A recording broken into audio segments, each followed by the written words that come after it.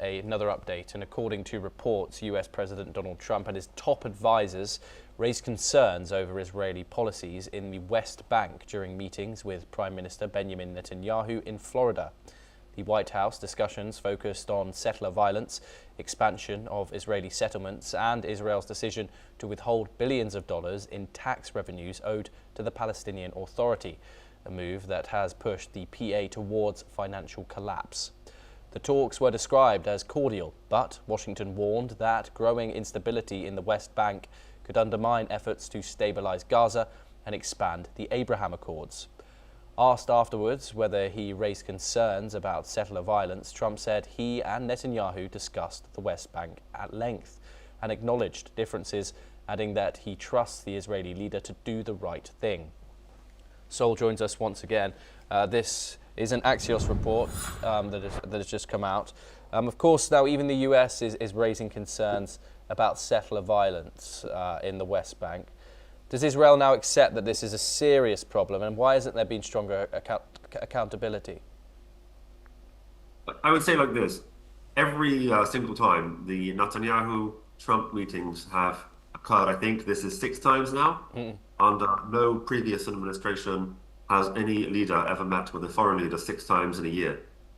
And every single time this happens, for weeks in advance, the press, particularly Axios, as you mentioned, has been predicting that there is a rift between Trump and Netanyahu, that they're arguing about everything, that they dispute all these things, there's tension, and that is always based on anonymous sources.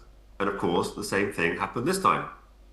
And yet, last night, we watched a press conference between Netanyahu and Trump, where again we noticed that these two men seem to genuinely love each other. They seem to have a personal affinity and friendship. And there was almost no way to put a piece of paper between them. And you would think that would make the reporters at Axios, who put out these reports predicting between the two, think. And yet, this morning we see that they are spinning what happened yesterday as some kind of rift between Netanyahu and Trump. When you actually watch the video, you see there was no such thing.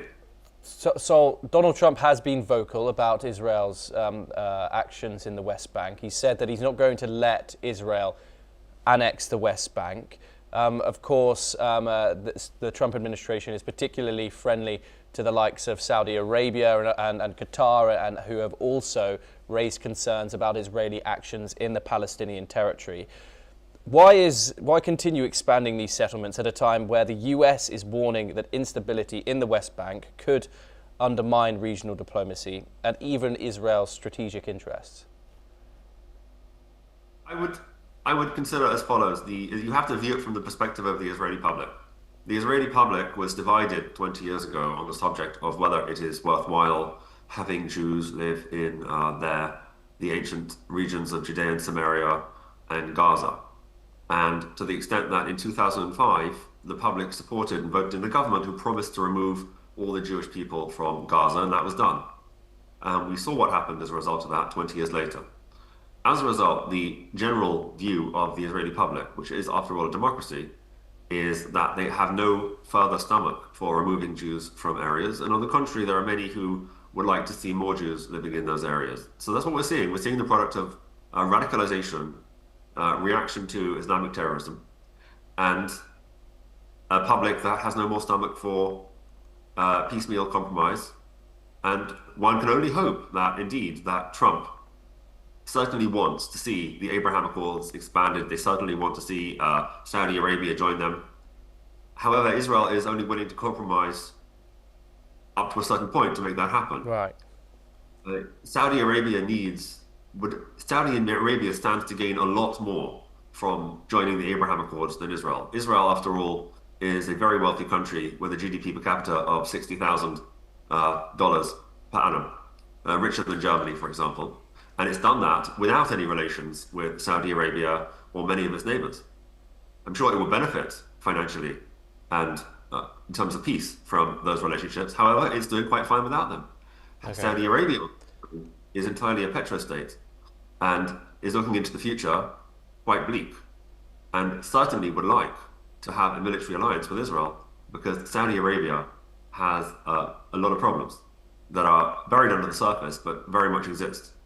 So hopefully we can come to these agreements, and hopefully by the fact that Israel will suspend further building in the West Bank will be used as a lever to make them come to the table and make everyone sit around and work together.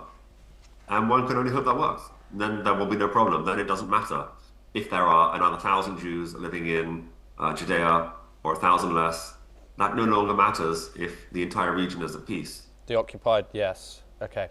Sol Sadka, thank you very much for joining us here on NewsX World. It's a pleasure to have you on.